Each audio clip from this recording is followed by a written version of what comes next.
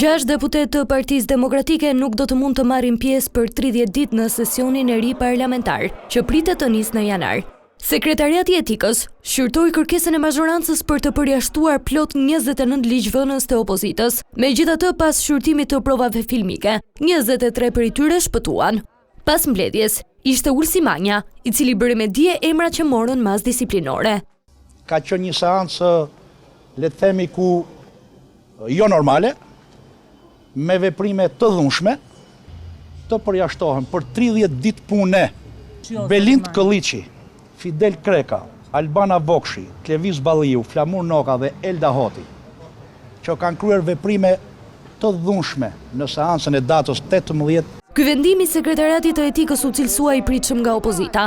Në emër të Partisë Demokratike Flamur Noka, u shpreh se vendimi nuk do të respektohet.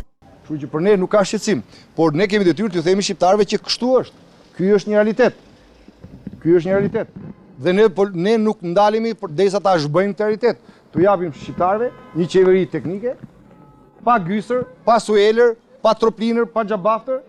Deputetët e përjashtuar me vendim të Sekretariatit të Etikës nuk do të mund të marrin pjesë në seancat e ardhshme parlamentare dhe komisionet e kuvendit, ndërsa deputetët që kanë marrë vetëm tërheqje të vëmendjes mund të përjashtohen në rast se krijojnë kaos.